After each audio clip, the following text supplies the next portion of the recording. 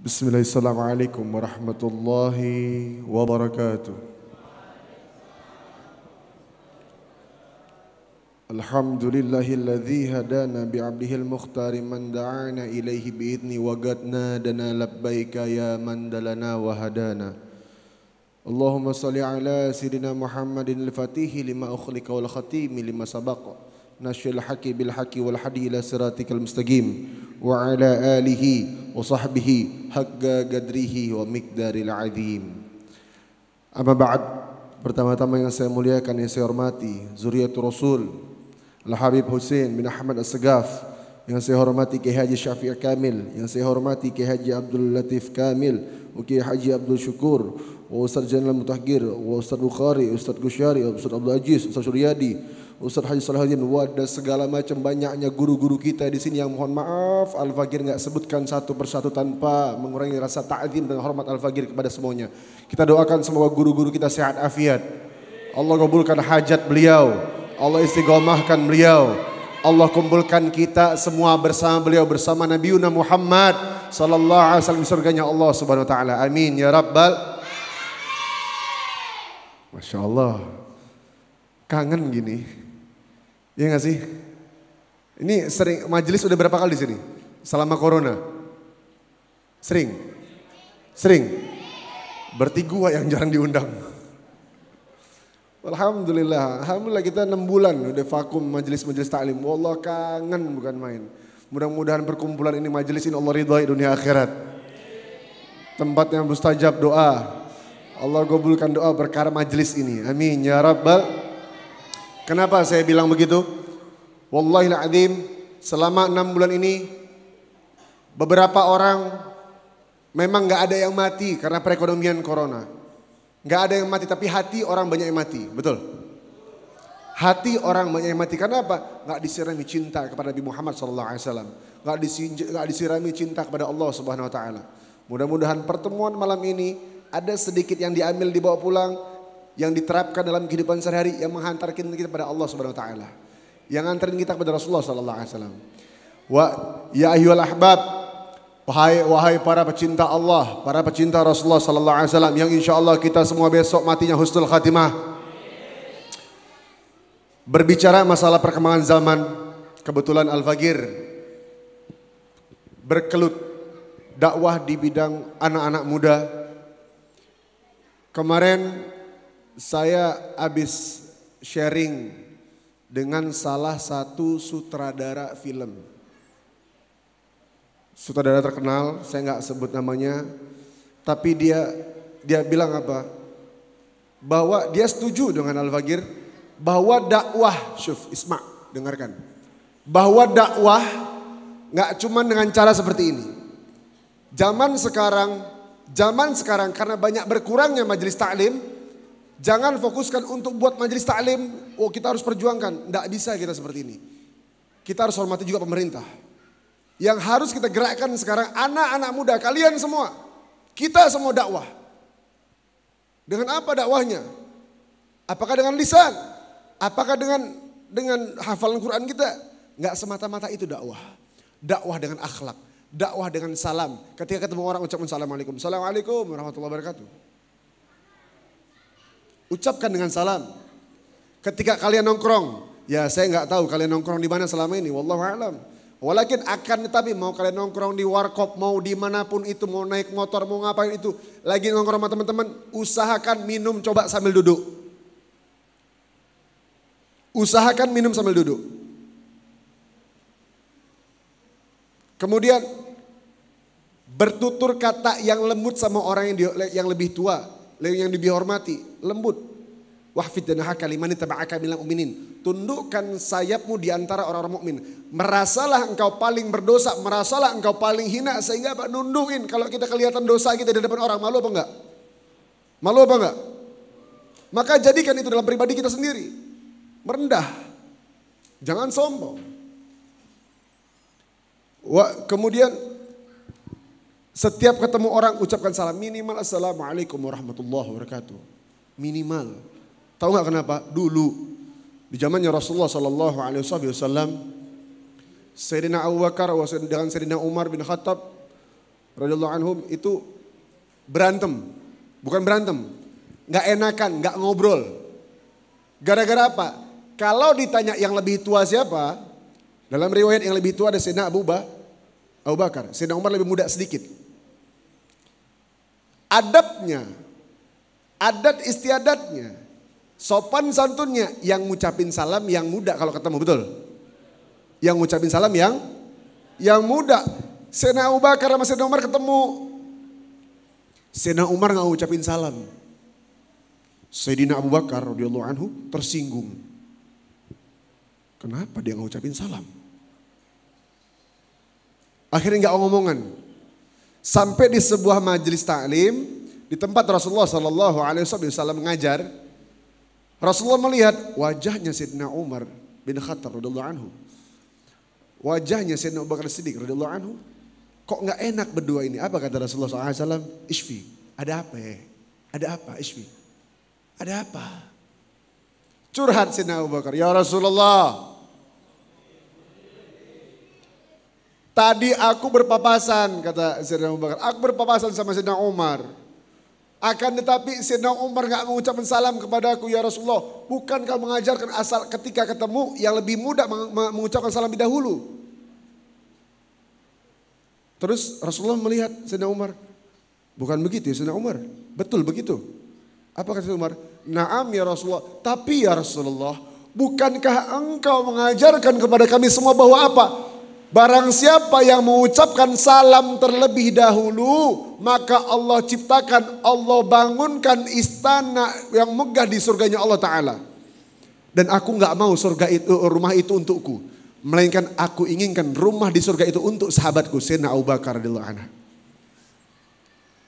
Ketika mendengar itu, Sayyidina Abu Bakar mendengar kalimat dari Sayyidina Umar. Sayyidina Umar bilang, ya Umar, jadi engkau pengen rumah di surga itu bukan untukmu, melainkan untukku. Iya Sayyidina Abu Bakar, begitulah cintaku kepadamu. Sallu ala Nabi. Ayo yang kecil-kecil kalau ketemu orang siapapun itu, ketemu di jalan siapapun itu, ucapkan salam. Assalamualaikum warahmatullahi wabarakatuh. Hadza akhlak, hadza adab, hadza adab. Kemarin saya ketemu orang film, tahu nggak? Ada, saya nggak sebutin juga namanya, satu artis ngaji juga di Bikers Dakwah tempat kita. Dia terpilih menjadi pemeran utama di sebuah film. Ini sutradara sendiri ngomong, baru kemarin. Dia sendiri ngomong, wallahil azim, gua milih itu anak jadi peran utama di film gue bukan karena aktingnya. Karena apa? Karena ketika dia mau pulang, dia bilang apa? Om izinnya pamit, pakai adab. Assalamualaikum. Adab, cuman kalimat assalamualaikum. Karena apa? Anak zaman sekarang sudah sangat-sangat jarang ketika bertemu orang yang baru kenal ataupun gak kenal mengucapkan assalamualaikum. Betul? Maka tolong jangan fokuskan untuk yang namanya, oh kita harus bikin majelis taklim dakwah, bikin dakwah. Lah, kita semua harus dakwah. Kita semua harus dakwah. Jadikan langkah ini, jadikan tarigah ini, jadikan dakwah ini sebagai tanda cinta kepada Nabi Muhammad sallallahu alaihi wasallam. Qala Rasulullah sallallahu alaihi wasallam, "Man ahya sunnati faqad ahabbani wa man ahabbani kana ma'i fil jannah." Barang siapa yang menghidupkan sunnahku, berarti dia cinta kepadaku. Barang siapa yang cinta kepadaku, kana ma'i fil jannah, dia akan bersamaku di surganya Allah Subhanahu wa taala. Mudah-mudahan kita semuanya masuk surganya Allah. Mudah-mudahan yang malam ini hadir semuanya masuk surganya Allah. Kalau bisa besok pagi. Ya? Loh, kenapa? Ada yang salah? Mau masuk surga? Mau? Yang namanya masuk surga ada syaratnya satu, yang namanya mati. Gak mau besok masuk surga? Gak mau? Mau gak? InsyaAllah mudah-mudahan kita husnul khatimah. Hadirin yang insyaAllah Allah muliakan dunia akhirat. Satu, masalah bab salam. Coba hidupkan dalam keseharian ketika ketemu orang, baik kenal ataupun gak kenal. Berkata Syekhuna Al-Habib Umar bin Muhammad bin Salim bin Hafidh, Beliau mengatakan, ucapkan salam kepada siapa saja. Lalu bertanya kita muridnya, ya Habib, bagaimana kalau kita nggak tahu dia muslim apa enggak? Bagaimana kalau kita nggak tahu dia muslim apa enggak? Beliau mengatakan apa? Selama kalian menginjak di negara muslim, menginjakkan kaki di negara muslim, kita nggak tahu agamanya apa, ucapkan salam. Husnuzon dia muslim. Tapi kalau udah tahu, jangan. Jelas? Yang satu salam. Yang kedua, Allah mengatakan dalam Al-Quran Al-Azim, innallaha yuhibbut tawabina wa yuhibbul mutatahirin. Sesungguhnya Allah mencintai orang yang tawabin. Apa tawabin? Orang yang kerap bertaubat, bukan cuma sekali taubat. Orang yang kerap bertaubat, orang yang terus-menerus bertaubat. Maksudnya kalimat di sini apa? Orang yang selalu merasanya dirinya salah, orang yang selalu merasakan, ya Allah, hamba hina, ya Allah. Ya Allah, hamba terlakukan kesalahan, maafin hamba ya Allah. Allah lebih mencintai orang yang menyesali kesalahannya sedikit aja daripada orang membanggakan ibadahnya. Ibadah kita gak ada apa-apanya, jadi banggain, standar. Ibadah kita gak ada apa-apanya. Satu, innallaha yuhibbut tawwabin wa yuhibbul mutatahhirin. Orang yang Allah paling mencintai orang yang kerap bertaubat kepada Allah. Pertanyaannya, dalam waktu seminggu berapa kali kita netesin air mata berdua sama Allah? Ada sekali? Ada sekali? Ada? Nggak ada. Dalam keadaan begini pun nggak ada netesin air mata sama Allah. Dalam keadaan yang pelik begini pun nggak netesin air mata sama Allah. Wallahualam, hati-hati kita. Hati-hati kita. Apapun keadaan yang Allah berikan sekarang, balikkan semua sama Allah. Bukan ngebanggain guru, tapi Al-Bagir lihat dengan mata kepala sendiri. Orang-orang soleh. Guru Al-Bagir waktu masih di Pondok, Syekh Habib Umar, beliau selalu azkar, baca wirid sama kita anak-anak rame-rame dari jam 2 malam sampai subuh.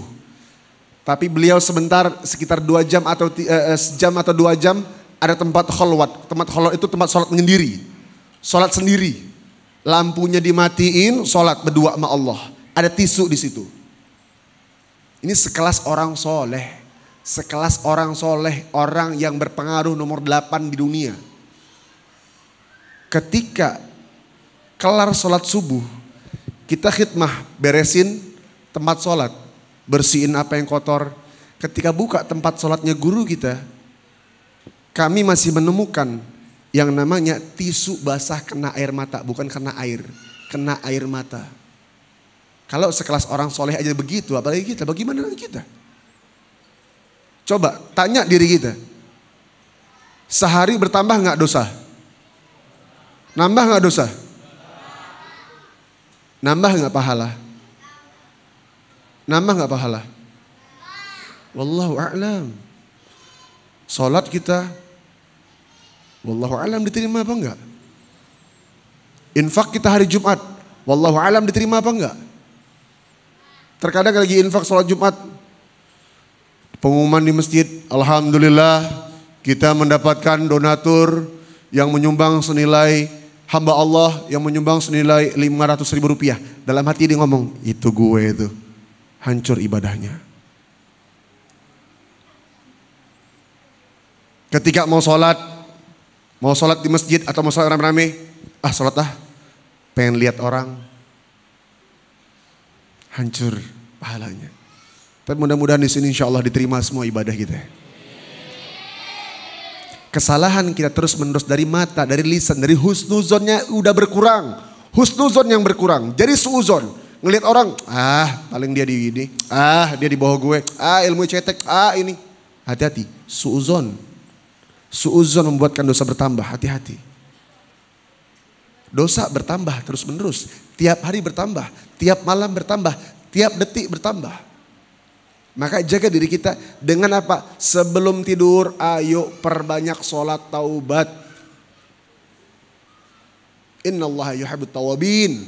Perbanyak sholat taubat. Wa yuhibbul.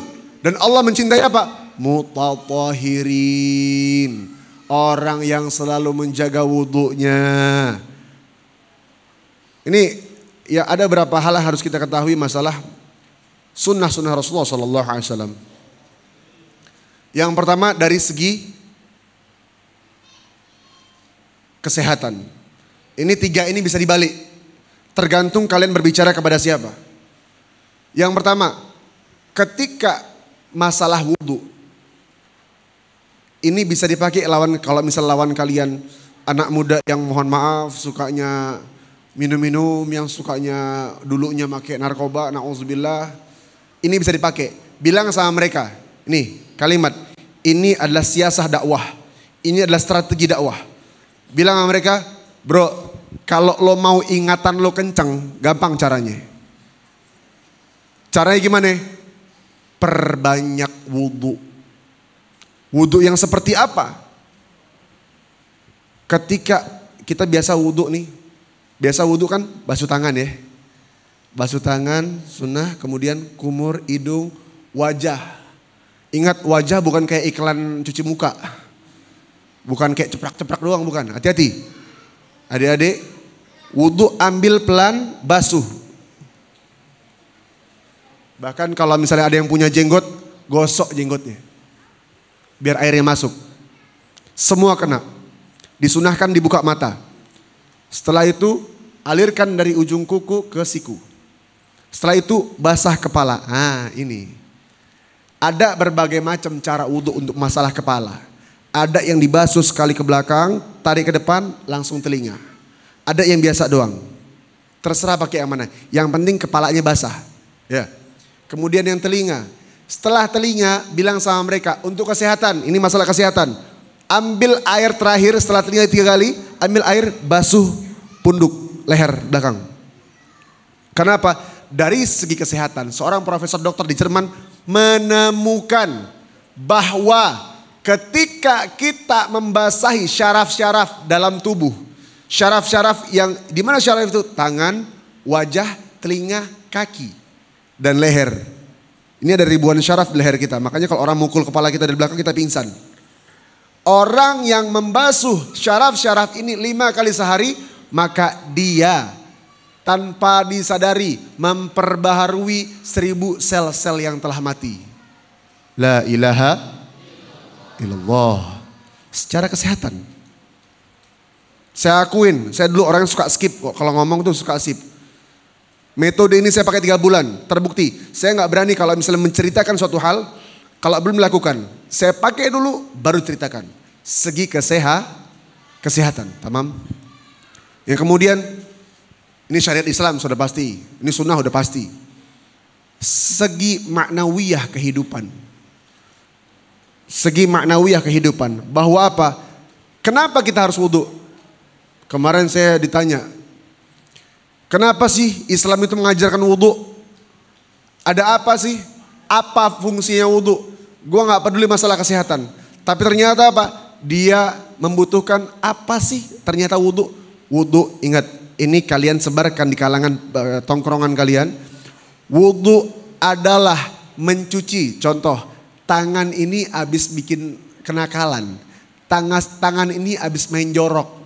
Ketika mau menghadap Allah, dicuci dulu tangannya. Mulut ini habis ngomong yang macam-macam. Lisan ini habis suuzon sama orang. Cuci mulutnya. Wajah, ketika menghapus wajah, membasuh wajah, buka matanya. Mata ini habis ngelihat yang gak benar.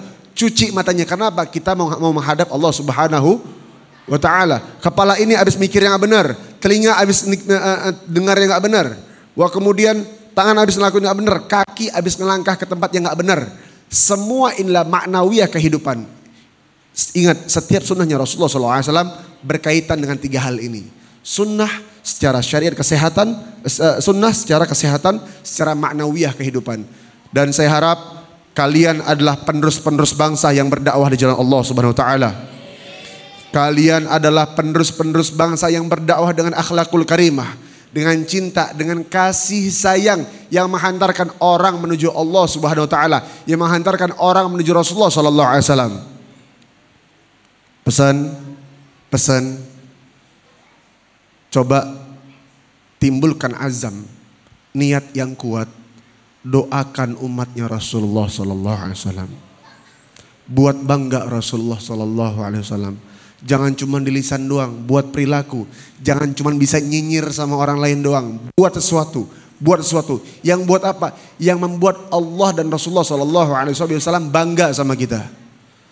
Mudah-mudahan kita diakui sebagai umatnya Rasulullah sallallahu alaihi wasallam. Mudah-mudahan Allah terima semua amal ibadah kita. Allah matikan kita husnul khatimah. Ingat anak-anak muda terutama, yang tua, yang muda, tolong jangan tinggalkan Al-Quran. Yang Iqra, belajar terus Iqra. Al-Quran baca artinya, biar paham. Al-Quran ini adalah peta. Kalau kita mau berangkat, tadi saya berangkat ke sini, kalau nggak pakai Waze atau Google Map, nggak akan nyampe. Kalau kita mau pulang ke akhirat dengan tujuan yang benar, dengan selamat, pakai apa? Petanya apa?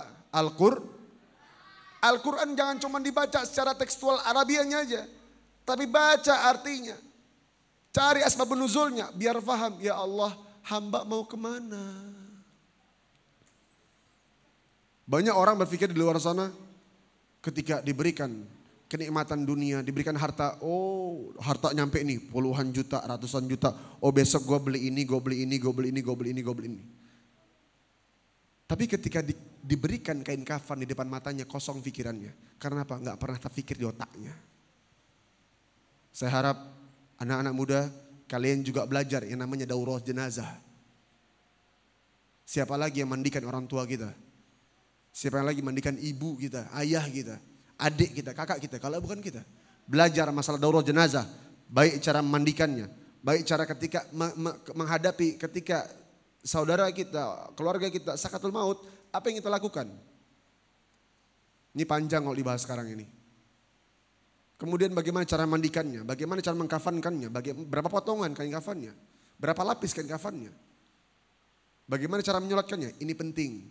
Ini hal yang banyak orang tahu tapi nggak disadari, betul? Di sini ada yang nyiapin kain kafan nggak? Ada yang nyiapin kain kafan nggak? Di rumahnya ada yang nyiapin kain kafan nggak? Nyiapin? Ayo dong. Rumah kita bukan di sini.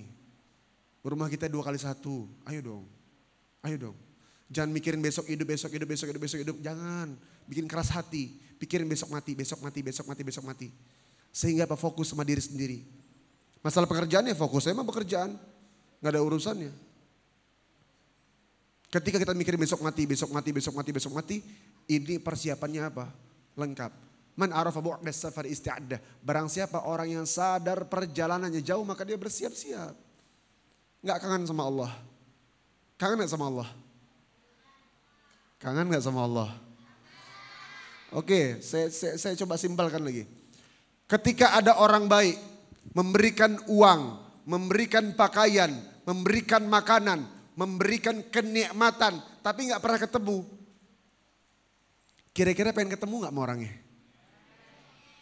Dia ngasih mobil, dia ngasih motor, dia ngasih makan, dia ngasih buat bayar listrik. Dia ngasih kopi, dia ngasih rokok. Tapi gak pernah ketemu orangnya. Kira-kira pengen gak ketemu orangnya? Buat apa? Buat say thanks, bilang makasih. Makasih ya udah ngasih. Nah ini Allah yang ngasih semuanya. Gak pengen ketemu Allah. Kalau pengen ketemu Allah tolong jangan cuma di lisan, persiapkan dirinya. Jangan pikirin besok masalah ini. Wah ini sekarang masalah ini kita harus begini. Wah. Ajak orang menuju Allah. Ajak orang menuju Rasulullah SAW. Jelas.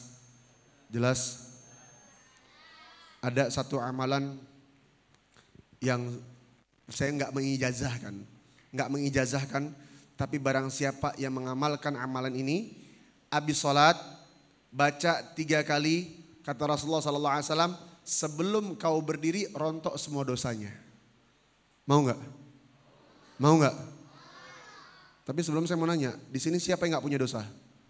Di sini yang nggak punya dosa, coba angkat tangan. Yang nggak punya dosa.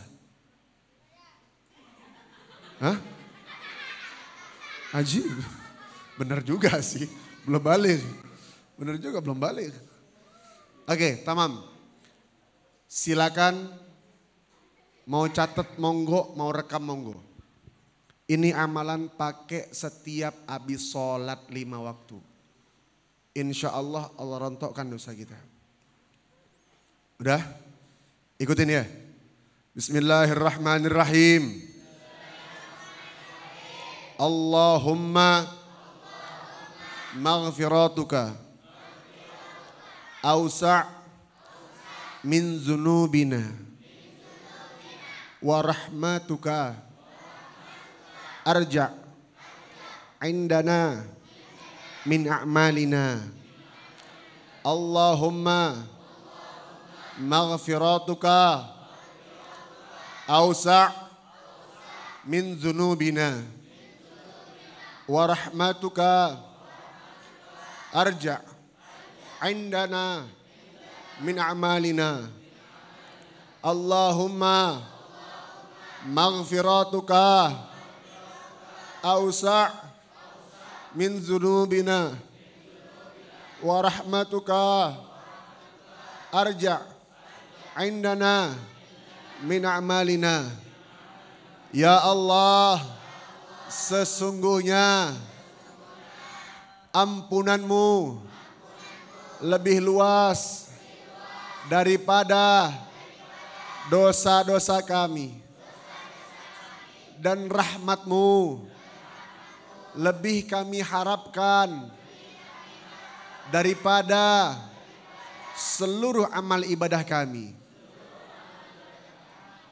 Maksud doa ini, jangan pernah banggakan dengan amal ibadah kita. Kita nggak ada apa-apanya. Sedangkan Imam Syafi'i saja menjelaskan apa? Uhibbus solihin walastu minhum la'ali ala bihim syafa. Aku mencintai orang soleh. Imam Syafi'i yang ngomong. Aku mencintai orang soleh meskipun aku bukan bagian dari mereka. Yang kuharapkan syafaat daripada orang soleh. Imam Syafi'i yang ngomong. Kita siapa? Baca doa ini, mudah-mudahan Allah ridho sama kita. Yang kita harapkan ridhonya Allah Subhanahu wa taala, bukan pahalanya Allah, tapi ridhonya Allah yang menyebabkan kita masuk dalam surganya Allah, yang menyebabkan kita bertemu Rasulullah sallallahu alaihi wasallam adalah ridhonya Allah Subhanahu wa taala. Amin ya rabbal. Saya kira cukup sekian karena udah malam. Paling enggak tolong diingat akhlak adab pertama tadi yang apa? Kita harus menghidupkan sunnah, ucapkan salam.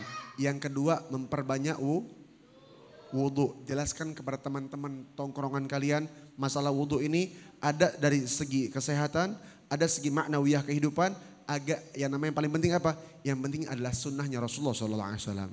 Jelas? Udah malam, saya izin langsung pulang. Doakan saya selamat dunia akhirat. Doakan kita semua, orang tua kita, guru-guru kita, sahabat kita, Allah jaga dunia akhirat. Doakan kita semua orang tua kita, anak istri kita, tetangga kita, sahabat kita, guru-guru kita, semua matinya husnul khatimah. Mudah-mudahan Allah cepat angkat bala musibah corona ini. Allahumma ikafiyal bala ikfinal bala qabla nuzulihi minas sama. Allahumma ikafiyal bala ikfinal bala qabla nuzulihi minas sama. Allahumma ikafiyal bala ikfinal bala qabla nuzulihi minas sama. Rabbana atina min ladunka rahmatan wa hayyi lana min amrina rasyada. Rabbana Allahumma inna nas'aluka bihusnil khatimah wa na'udzubika min su'il khatimah. Ya Allah biha ya Allah biha ya Allah bihusnil khatimah. Ya Allah biha Ya Allah biha ya Allah biha ya Allah bihusnil khatimah bi kalimati la ilaha illallah Muhammad Rasulullah sallallahu alaihi wasallam mutahaqidul maut. Rabbana atina fid dunya hasanah wa fil akhirati hasanah wa qina adzabannar. Wa sallallahu ala sayyidina Muhammad. Alhamdulillah. Assalamualaikum warahmatullahi wabarakatuh.